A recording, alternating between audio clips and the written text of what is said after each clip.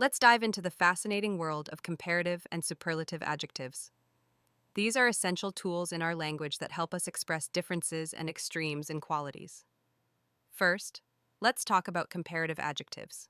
These adjectives are used when we want to compare two things. The most common way to form a comparative adjective is by adding the suffix -er to the end of a one-syllable adjective.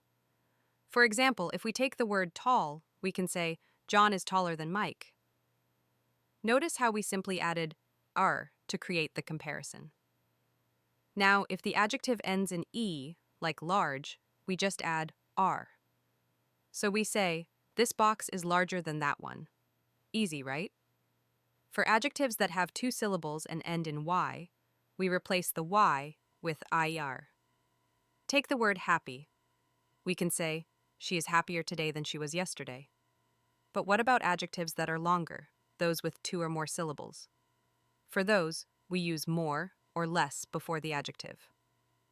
For instance, this book is more interesting than that one, or this task is less complicated than I thought. Now, let's move on to superlative adjectives.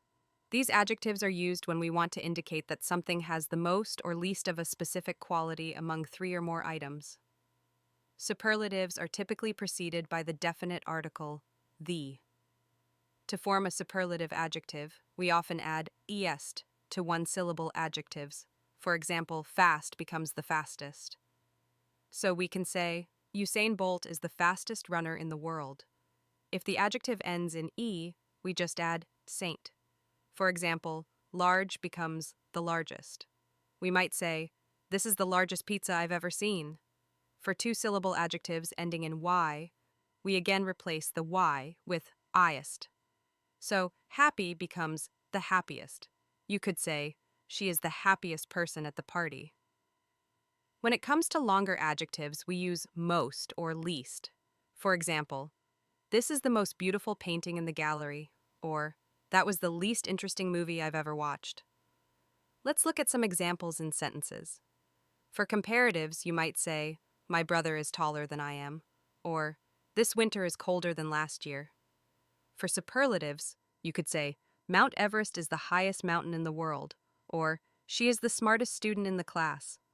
Understanding these rules helps us communicate more effectively and adds depth to our conversations. Whether you're comparing two friends or highlighting the best in a group, knowing how to use comparative and superlative adjectives will enhance your language skills. So next time you want to compare or highlight something, remember these tips and make your sentences shine.